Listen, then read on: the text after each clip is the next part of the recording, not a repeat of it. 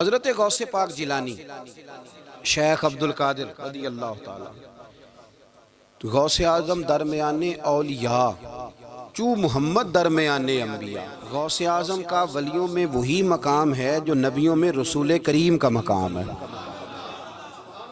حضرت غوث پاک رضی اللہ تعالیٰ عنہ کو اللہ نے بڑے اعزازات سے نوازا۔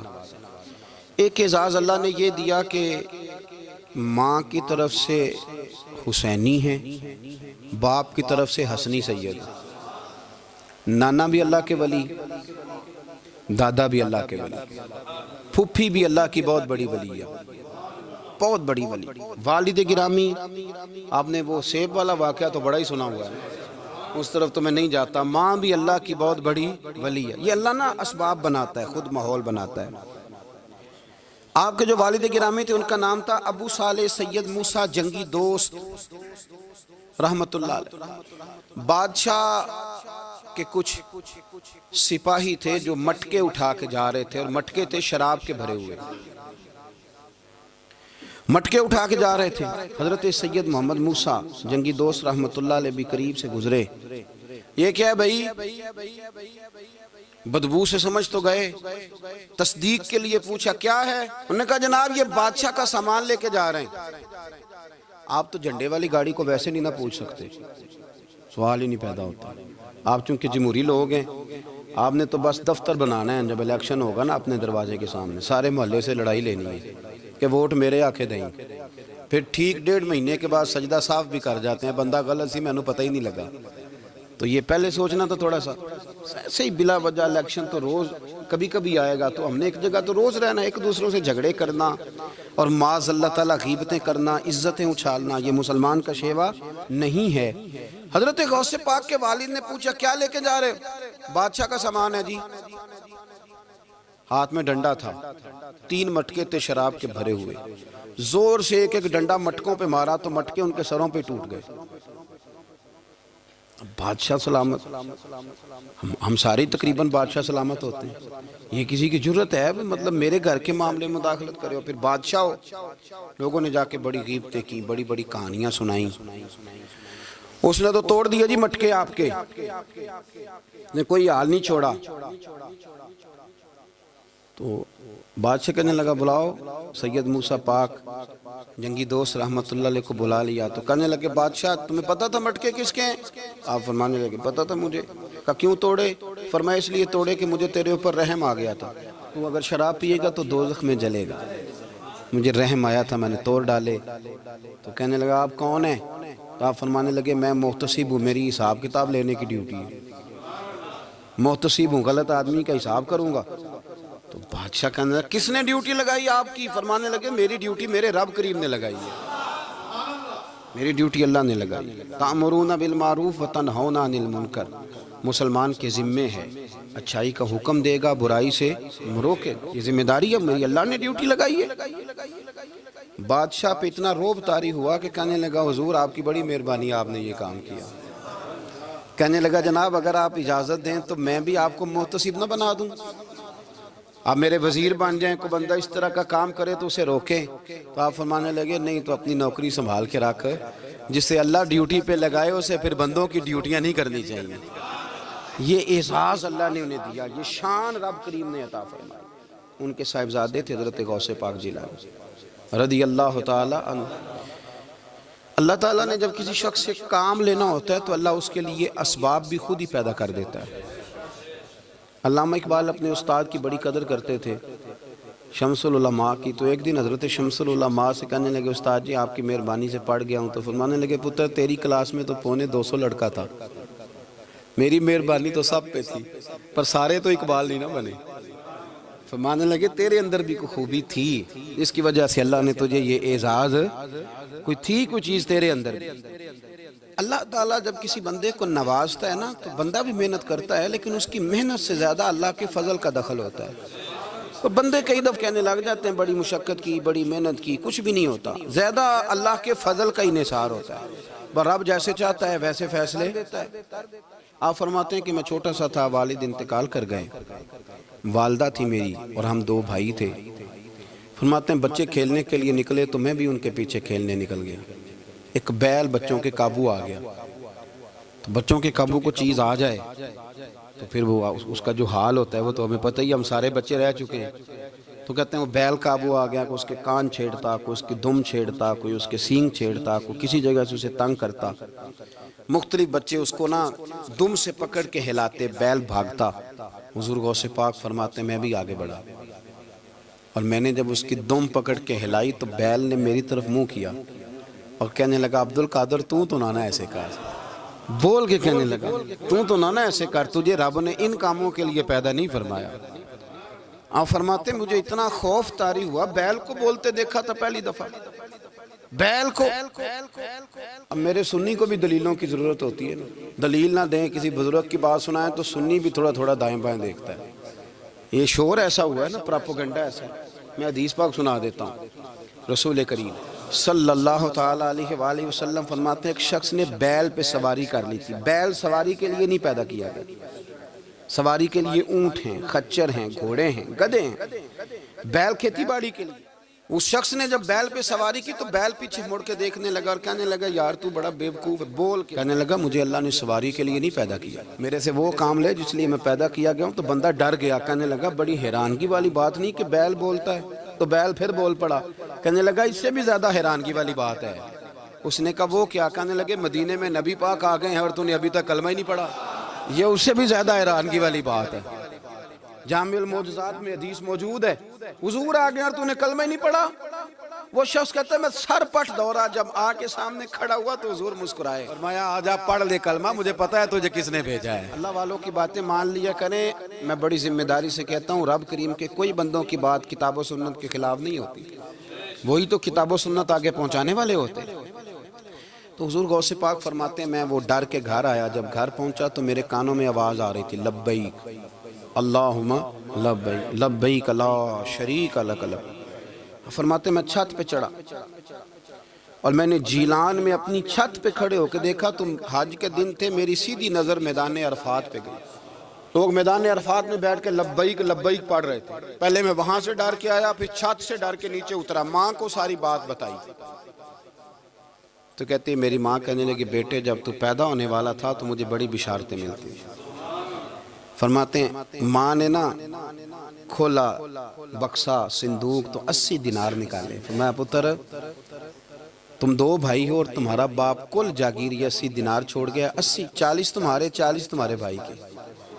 فرمایا بیٹا ایک بات کا خیال رکھنا، میں عورت ہوں، تمہارا باپ کوئی نہیں، بھائی چھوٹا ہے، میں پیچھے نہیں آ سکتا، یہ 40 دینار لے جا اور جا بغداد چلا جا کے تعلیم حاصل کر، بیٹے میں پہنچ نہیں سکتی، خیال رکھنا۔ غوث پاک فرماتے ہیں 12 سال میں نے تعلیم حاصل کی یارو، میں نے پتے بھی کھائے، اور خود آپ کا فرمان موجود ہے، فرماتے ہیں ایسی سختیاں بھی دیکھیں، ایسی سختیاں بھی دیکھیں کہ پتھروں اور پہاڑوں پہ گزرتی تو شاید پگھل جاتے، لیکن میں نے اپنے نبی کا دین پڑھا۔ اب تو پیر کے گھر میں جو پیدا ہوتا ہے وہ علم لدنی والا ہوتا ہے، میں تو صاحب دا پتر ہے، او خدا کے بندے صبر کر۔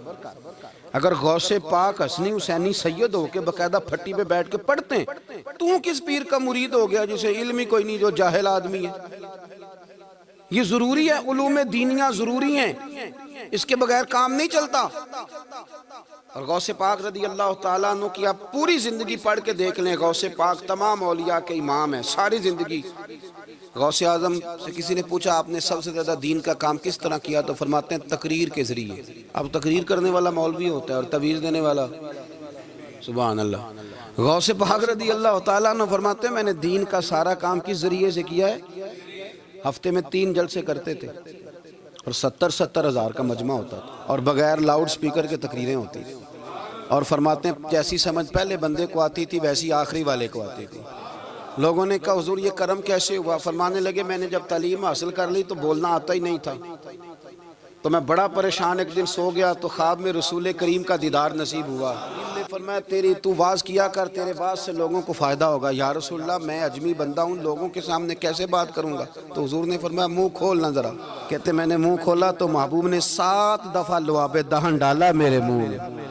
آپ فرماتے ہیں پھر بولتا میں تھا، اثر کوئی اور پیدا کر دیتا۔ حضور غوث پاک رضی اللہ تعالیٰ عنہ نے 40 سال دین کا کام کیا۔ صبح کے وقت فقہ کا درس دیتے تھے فجر کے بعد، کچھ دیر کر ناشتہ کرتے سو جاتے، پھر آ کے مدرسے میں پڑھاتے باقاعدہ بچوں کو۔ غوث پاک رضی اللہ تعالیٰ عنہ کی سیرت پر آپ ساری کتابیں پڑھ لیں، ساری کتابیں لو، میں نے بھی بڑا ہی دعویٰ کر دیا، یعنی ساری کتابیں جتنی اب تک چھپی ہوئی ساری پڑھ لو، کہیں نہیں ملے گا کہ ہم غوث پاک کے آستانے پہ گئے۔ غوث پاک کسی بندے نے یہ نہیں کہا ہم غوث پاک کے آستانے پہ گئے، غوث پاک کے دربار پہ گئے، سب نے یہی لکھا ہے کہ ہم حضور غوث پاک کے مدرسے میں گئے۔ ہمارے نا مدرسوں میں سبق تقسیم ہوتے ہیں، سال جب شروع ہوتا ہے نا تو سبق تقسیم ہوتے ہیں، ہمارے مدرسے میں بھی تقسیم کرتے ہیں ہمارے مولانا۔ آپ حدیث پاک پڑھائیں گے، فلانا استاد منطق پڑھائے گا، فلانا فلسفہ پڑھائے گا، فلانا یہ سبق تقسیم ہوتا ہے، فلانا قرآن، فلانا حدیث، فلاں فقہ۔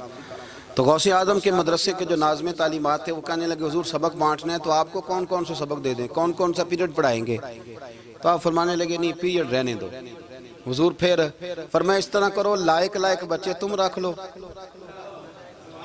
اور نالائق سارے مجھے دے دو، میں جانوں اور نالائق جانے، نالائق سارے میرے۔ غوث پاک رضی اللہ تعالیٰ نالائق سارے رکھ لیے، کند ذہن، اور حضور غوث پاک ان کو اسباق پڑھایا کرتے، ان پر محنت کرتے۔ فجر کے بعد فقہ کا درس، 10 بجے مدرسے کی کلاس، زور کے بعد حدیث پاک کا درس، مغرب کے بعد تفسیر بیان کرتے۔ بانج علموں جو کرے فقیری وہ کافر مرے دیوانہ، اور عشاء کی نماز کے بعد ہفتے میں 3 جلسوں سے خطاب۔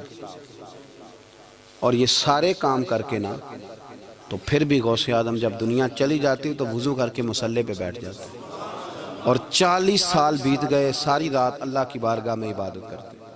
40 سال حضور غوث پاک کو اللہ نے بڑا اعزاز دیا، کتابیں لکھی، ڈیوٹی کی، محنت کی، کوشش کی پوری دنیا میں۔ میں پہلے بھی بتا چکا ہوں، پھر بتاتا ہوں، یہ جو صلاح الدین ایوبی کا بہت نام لیتے ہیں نا، بہت بڑے مجاہد تھے۔ صلاح الدین ایوبی کے ساتھ 70,000 کی فوج تھی، سارے کے سارے غوث پاک کے مرید تھے۔ صلاح الدین ایوبی نے حضور غوث پاک کی زیارت نہیں کی پر تعلیم غوث پاک کے مدرسے میں حاصل کی۔ جس کو بڑا شوق ہو نا کتابیں دیکھنے کا وہ میرے پاس آئے، میں دکھاؤں گا انشاءاللہ تعالی۔ صلاح الدین ایوبی حضور غوث پاک کے مدرسے کا طالب علم ہے۔ یہ آپ کے ملک میں 2-3 دن سے رٹا چل رہا ہے، وکیلوں کا، ڈاکٹروں کا، کل سے یونیورسٹی کا بھی چل گیا ہے۔ یہ لڑائی کسی مولوی 2 گروپوں میں ہوئی ہوتی نا،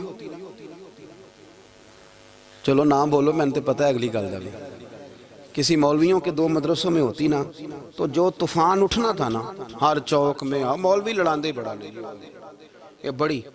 میں نے دعوت دی تھی پرسوں، میں نے کہا جب وکیل مکمل تعلیم کر لینا اسے 2 سال مدرسے میں لاؤ، ہم اسے سکھائیں گے اٹھنا کیسے ہے، بیٹھنا کیسے ہے، ان کو لاؤ، اس لیے کہ ہم اپنی بات نہیں بتائیں گے، ہم بتائیں گے محمد عربی کی باتیں صلی اللہ علیہ۔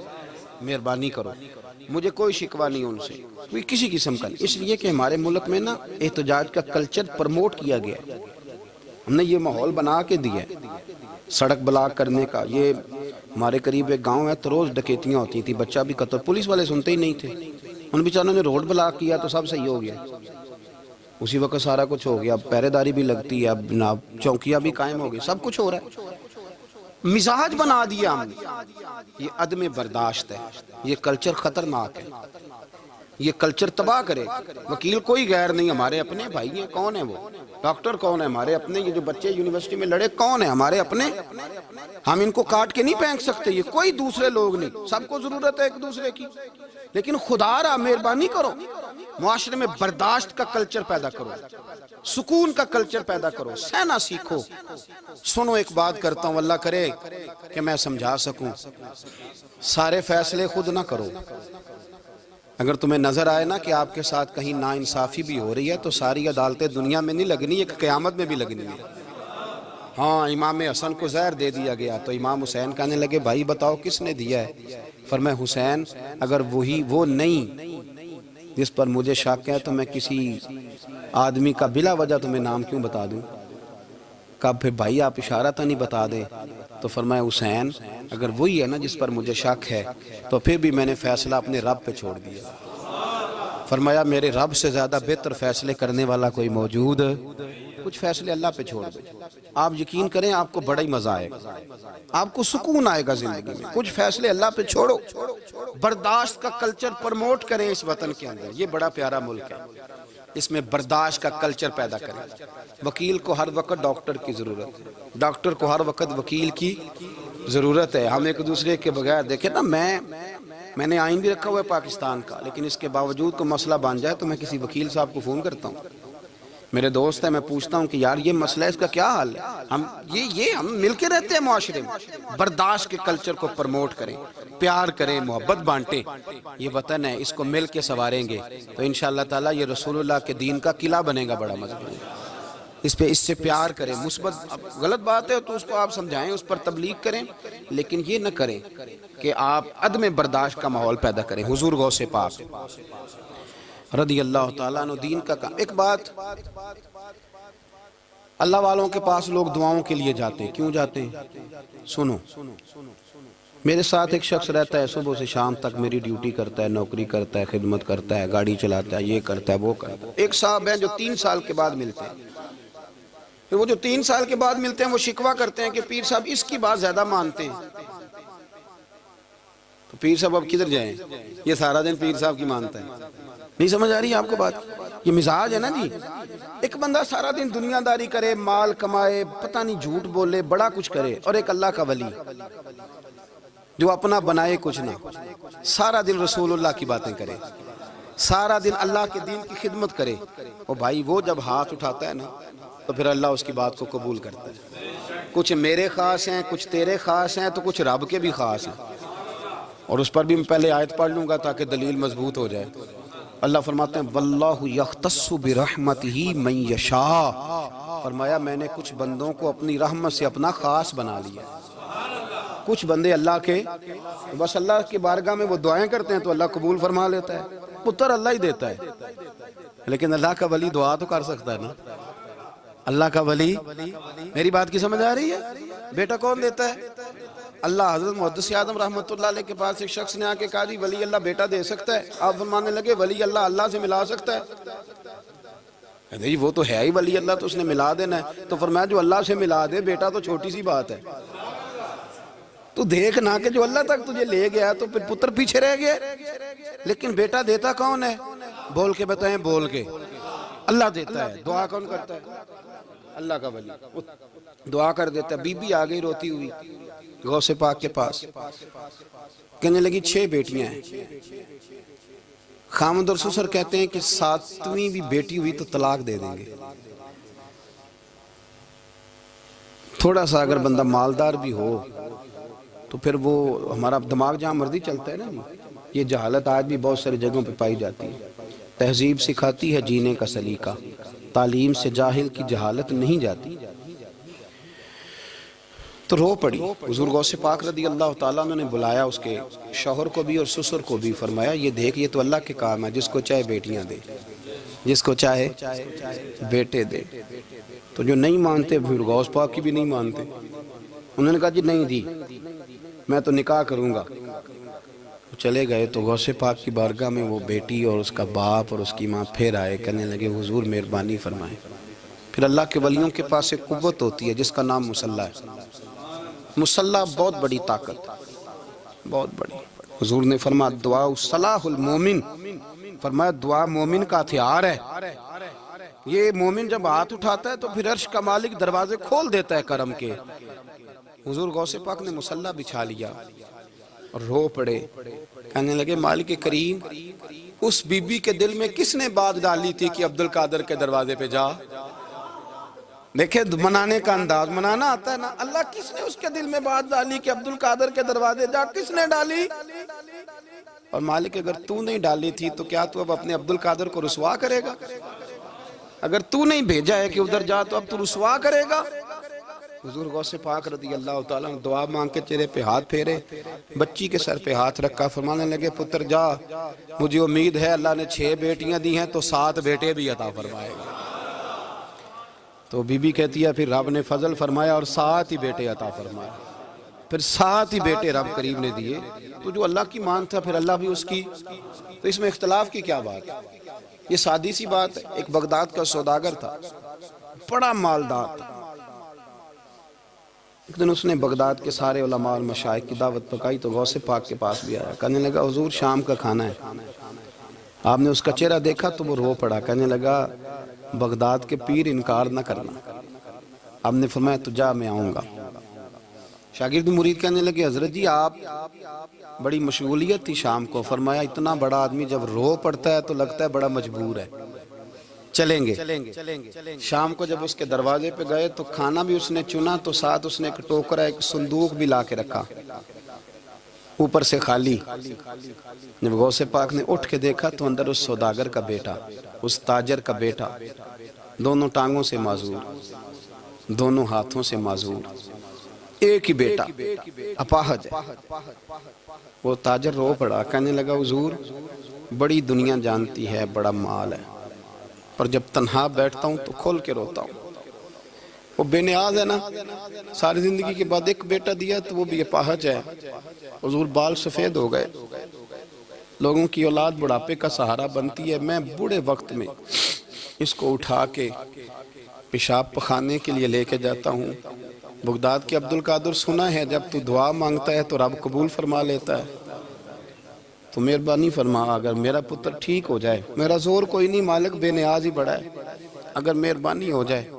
تو غوث پاک نے پھر مصلی بچھایا، مصلی بچھا کے کہنے لگے مالک تو اپنے بندوں کے دل میری طرف کیوں موڑتا ہے، اور اگر موڑتا ہے تو پھر رحمت کی نظر فرما، بندہ نوازی فرما۔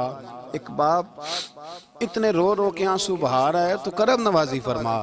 حضور غوث پاک نے ابھی چہرے پر ہاتھ نہیں پھیرے کہ بچہ اللہ اکبر کہتا ہوا صندوق سے باہر نکل آیا۔